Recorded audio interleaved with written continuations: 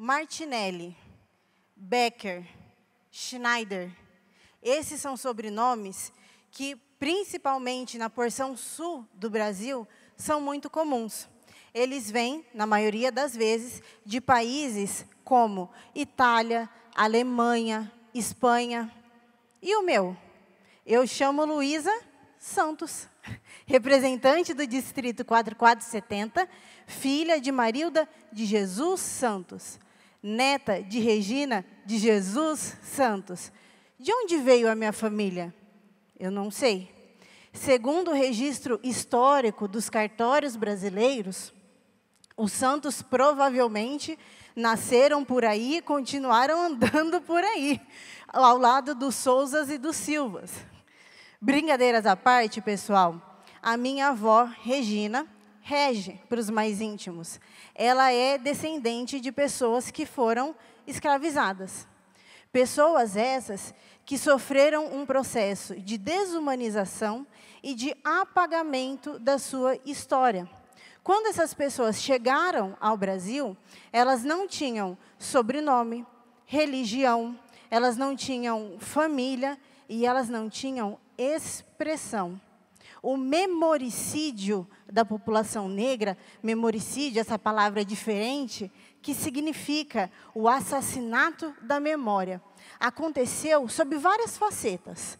Uma delas, por exemplo, foi a substituição de entidades africanas, como, por exemplo, Oxóssi e Iemanjá, por santos católicos. Um outro exemplo também foi o fato de que essas pessoas viajaram por meses em navios negreiros em condições terríveis, subhumanas. E quando chegaram aqui no Brasil, foram obrigadas a utilizar o sobrenome do senhor de escravo.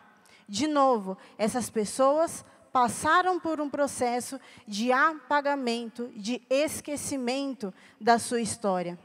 E eu me pergunto, como que se espera hoje da população brasileira afrodescendente que nós expressemos os nossos ancestrais, se o continente africano hoje tem 54 países e milhares de tribos? Eu não sei nem de onde veio a minha família. A minha história foi apagada e foi esquecida. E por falar em esquecimento histórico, vocês sabiam que o porão da UDOP, a UDOP, para explicar, ela foi um departamento da ditadura. Hoje, ele é um pequeno anexo do Museu da Pinacoteca de São Paulo. Veja bem, pessoal, o Museu da Ditadura que aconteceu no país, hoje é um pequeno anexo.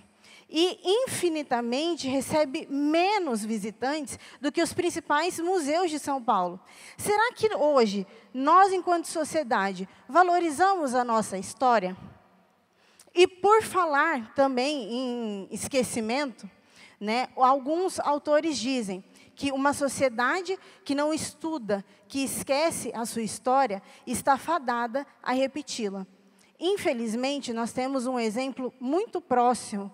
Em 2016, um político brasileiro achou que seria uma ótima ideia homenagear o mais famoso torturador da ditadura. Aparentemente, ele foi beneficiado com esquecimento seletivo, uma vez que anos mais tarde, ele foi eleito para a presidência do Brasil. Mas vejam, o esquecimento não é de todo ruim. Uma pessoa que passa por um processo traumático, ela precisa recomeçar, ela precisa passar por esse processo de cura. Mas a lembrança, ela também é um ato de resistência, uma vez que atualmente tentam apagar a nossa história e tentam fazer com que tirem de nós os créditos das coisas boas que fizemos.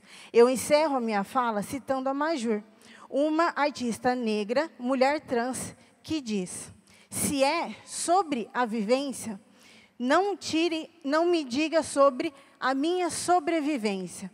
Se quer retirar tudo de bom que eu fiz, permita que eu fale e não as minhas cicatrizes. Se fizer isso, é o pior dos crimes.